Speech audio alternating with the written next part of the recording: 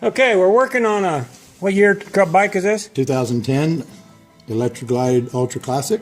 And we just changed the brakes on it. We followed the instructions exactly, except for where we thought they were stupid, so we didn't.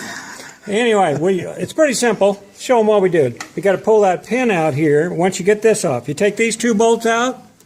Yes, you take the two mounting bolts out from off of the fork, drop the caliper down.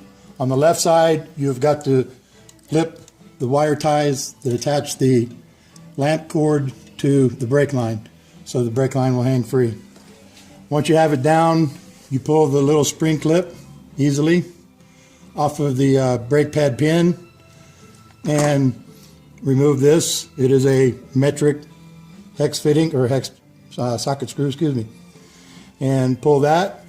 After spreading your old brakes, do your spreading of the old pads. And we just used this big screwdriver.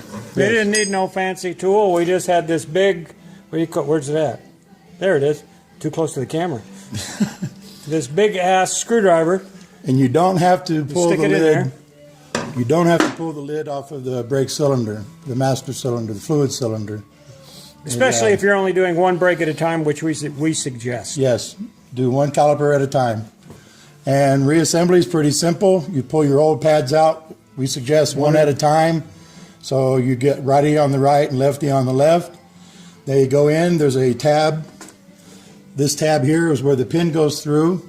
Your pads slip in plain end first, and then the other end snaps down into a spring clip assembly here, which when you pull your pad out, you want to take a good look at this to make sure it looks good. It's not damaged.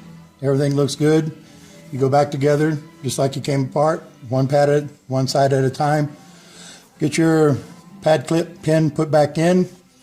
We put a little bit of Loctite anti-seize on it, the silver, and get it in good and snug. And at that point, you'll see the groove that's in the pin.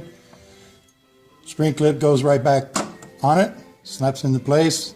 Your tab loop goes over the body, and you're good to go to put it back on.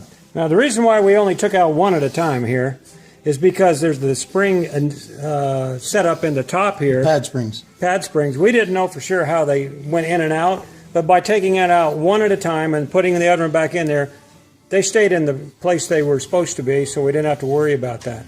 Now all we got to do, bolt it back in, torque it back up, and then we'll go on to the next, which would be the other side. Now there you go. We're going. This is the rear caliper assembly. We have both pads out to take a look at the pad spring clip that is down inside. It is a spring metal piece, and there near the center you can see where it snaps over the caliper body to hold it in place. And we just wiped it down to look at it to see that it's not worn out or damaged, and we are ready to put the new pads back in. And they come with a handy little thing from Harley-Davidson. It has there it is, right there, that thing right there, so you can get the proper amount of grease on your brakes. So that they don't squeak. Yeah, so they don't squeak. Probably won't stop either, but at least it won't squeak. Anyway, I think that's going to be just about putting it back together just like the front one. And hope this helps somebody, don't we? Absolutely.